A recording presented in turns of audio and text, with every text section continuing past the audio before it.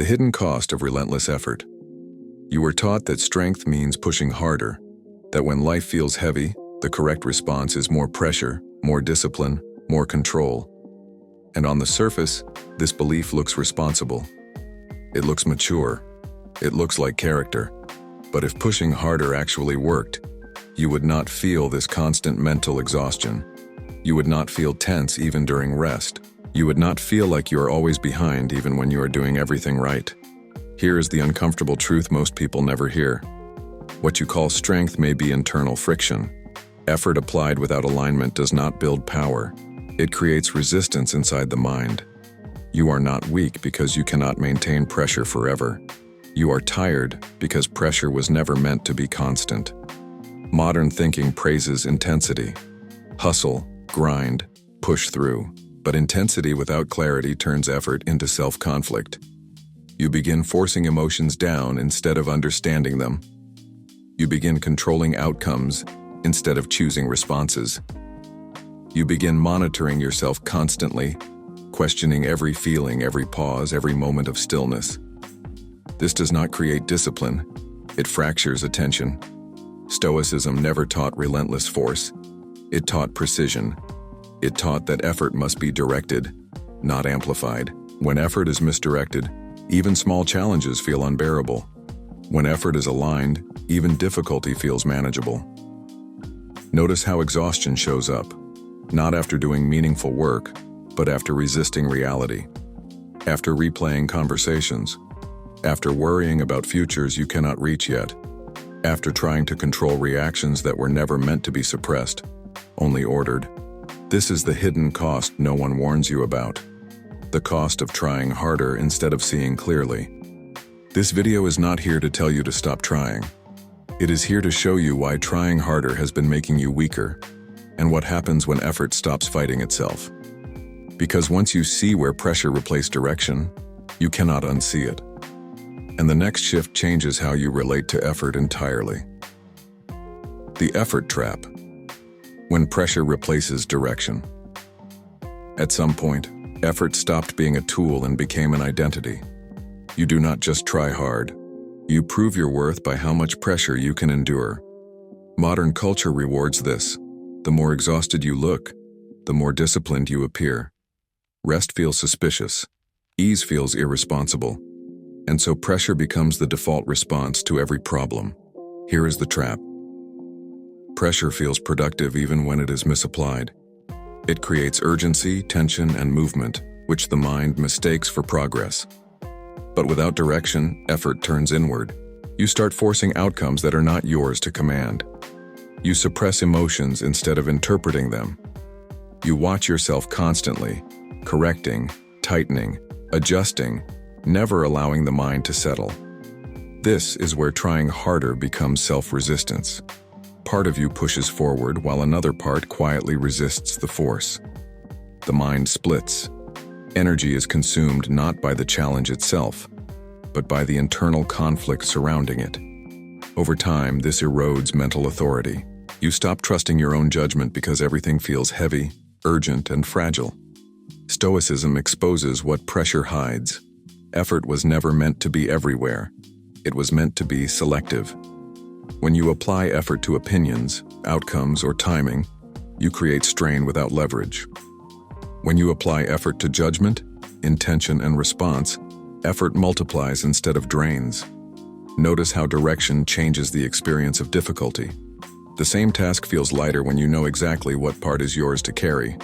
Without direction, effort expands endlessly. With direction, effort contracts and strengthens. Most people do not burn out because life is too demanding. They burn out because they are pushing in too many directions at once. And until this trap is seen clearly, the mind will keep confusing pressure with strength, even as it quietly weakens under the weight. In the next shift, you will see why even disciplined minds collapse when control is spread too thin, and why losing control is often a sign of overload, not failure. Why the mind collapses. Under continuous self-control. Self-control is praised as the highest virtue, yet almost no one talks about its limit. You are told to regulate thoughts, manage emotions, stay focused, stay calm, stay productive, all at the same time. What looks like strength from the outside often feels like suffocation on the inside. This is not a character flaw. It is a cognitive reality. The mind was not designed to supervise itself without rest.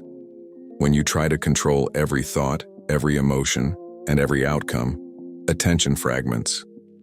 Part of you lives the moment, another part watches it, judges it, and tries to correct it in real time. This constant internal supervision drains mental energy faster than any external challenge. When collapse happens, people assume they failed. They think discipline slipped, willpower weakened, or character cracked. Stoicism offers a more accurate explanation. Control failed because it was misallocated. You were guarding too many gates at once. True self-command is narrow, not expansive. It does not monitor everything. It selects what deserves attention and releases the rest. When the mind is overloaded with control, reaction speed drops, emotions intensify, and decision quality erodes. This is why people feel least in control precisely when they try to control the most. Losing control in these moments is not a moral weakness.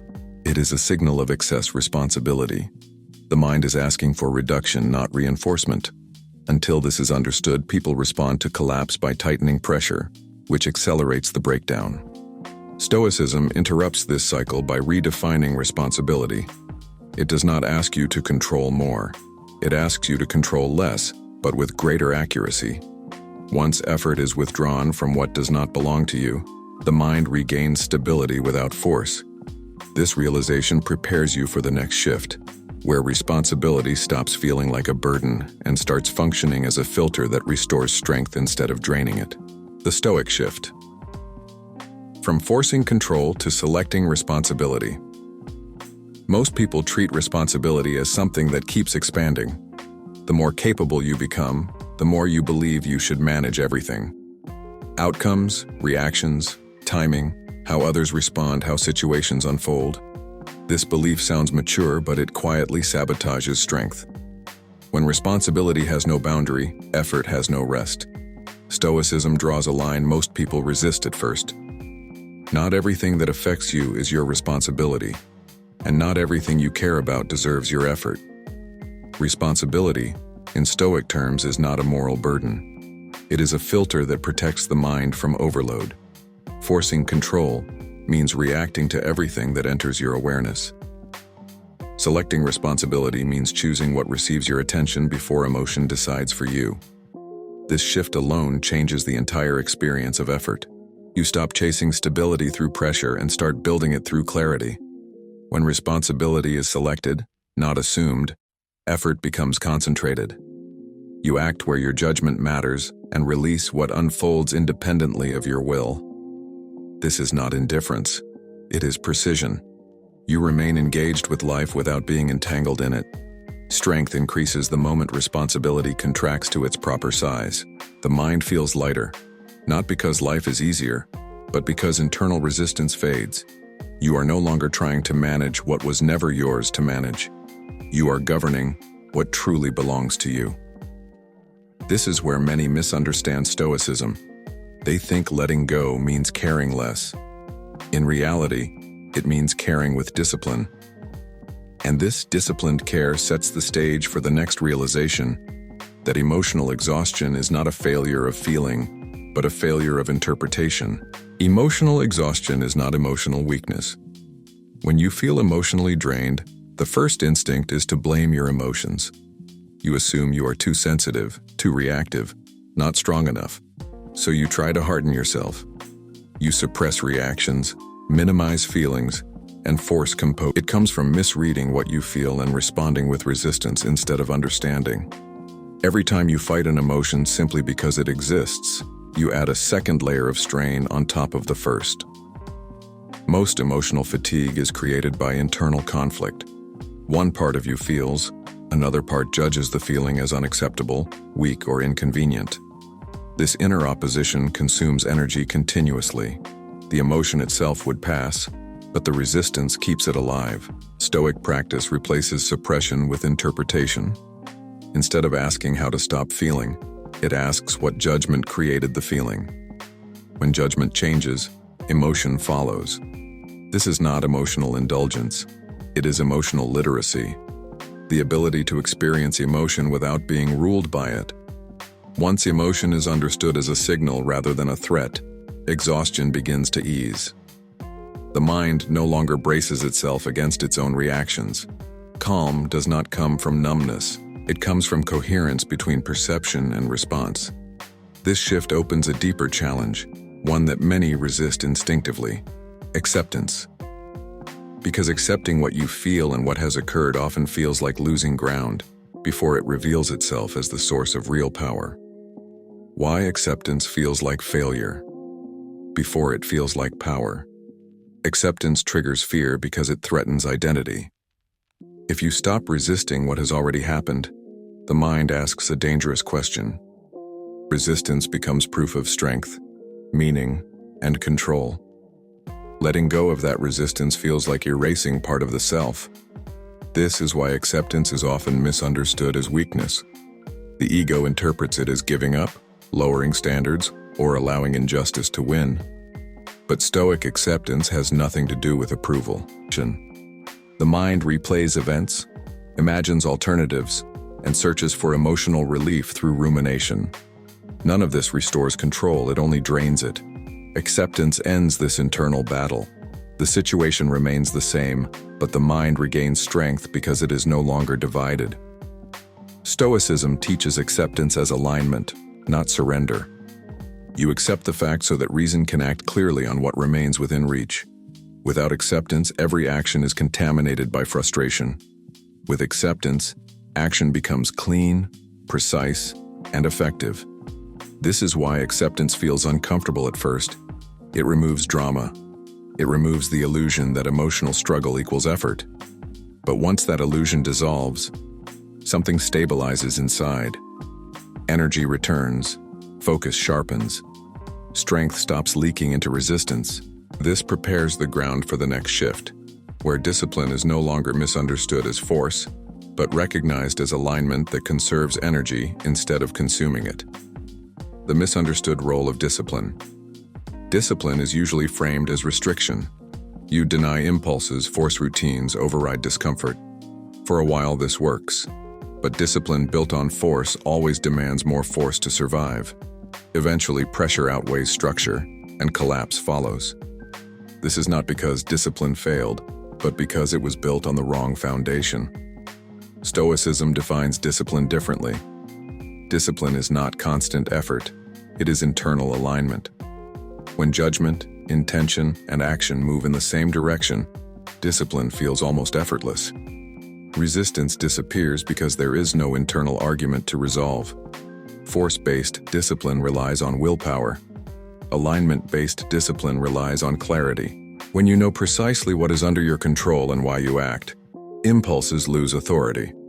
You do not need to suppress them. They simply do not command attention. This is why discipline should conserve energy, not consume it. If discipline leaves you mentally exhausted, it is misaligned. True discipline simplifies decisions. It reduces inner noise. It removes unnecessary struggle. Over time, it becomes stabilizing rather than demanding. Many people quit discipline because they associate it with pain. Stoicism reveals that pain comes from friction, not from order.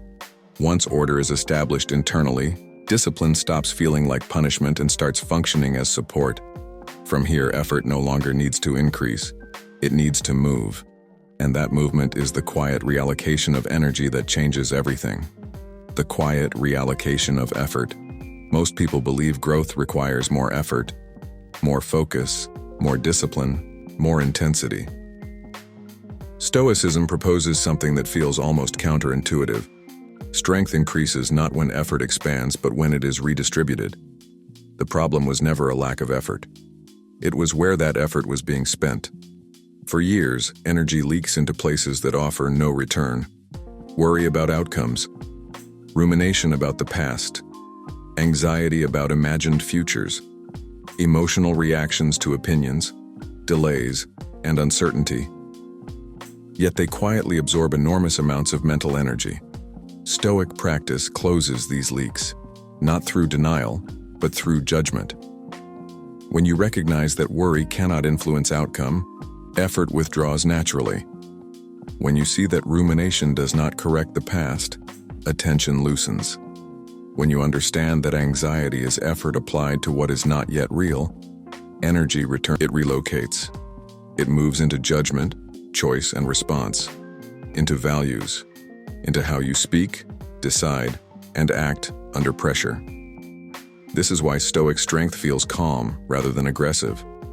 Energy is no longer scattered across uncontrollable terrain. As effort becomes concentrated, life paradoxically feels lighter. Not because difficulty vanished, but because resistance did. You stop trying to manage the whole world and start governing the only territory that ever responded to effort in the first place.